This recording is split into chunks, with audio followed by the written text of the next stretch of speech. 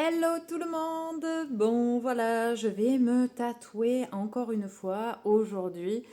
J'ai tout préparé, j'ai juste la machine à remonter. Du coup, j'ai emballé.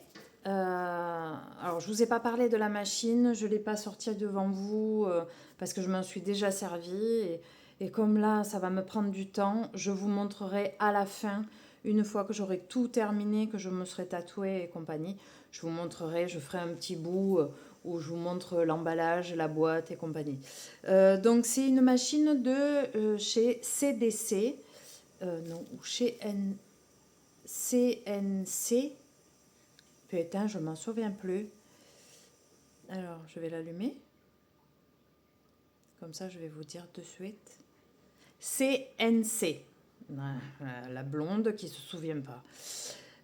Du coup, là, j'ai fait mon manchon. Alors, le manchon est là, pardon. Manchon en dur. Il est désinfecté.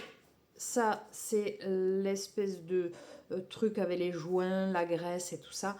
Donc là, je vais venir l'enquiller gentiment. Voilà, c'est un fonctionnement un peu particulier en comparaison d'autres machines. Mais quoi, du moins avec la machine que j'avais avant. Donc voilà, là, hop. Tac. Et là, je viens enquiller la batterie.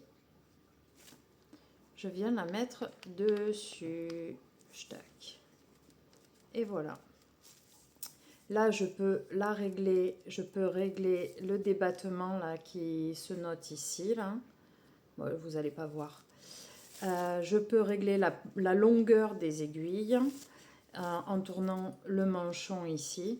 Et voilà. Donc là, je vais l'emballer correctement tout le manchon et je vais mettre du strap. Alors voilà, ma machine est prête. Alors pour éviter, pour arriver à tourner le stroke, donc le débattement et aussi la longueur d'aiguille, je suis obligée de le faire en 2 fois. Bon, enfin, je vous montrerai plus tard, c'est pas le sujet d'aujourd'hui. Donc je vais démarrer la machine, écoutez ça. Fait pas beaucoup de bruit. Fait pas beaucoup de bruit. Donc ça, c'est pas assez sorti. C'est parti, mon kéké. Allez, je vous montre ça. Je vous dis à de suite. Au revoir.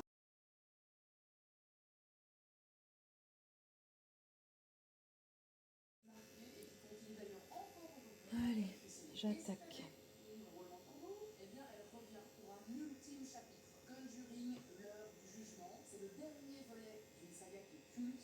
Allez, on va commencer par une.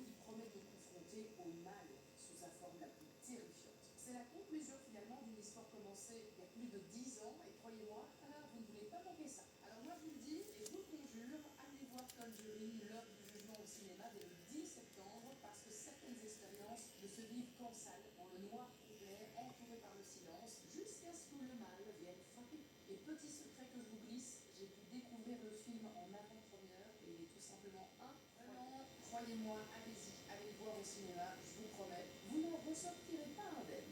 Mais l'affaire qui marque le dernier volet de la saga Corbien, c'est celle de la famille Smurf. C'est une famille américaine ordinaire, issue de la post-catholique, qui est installée en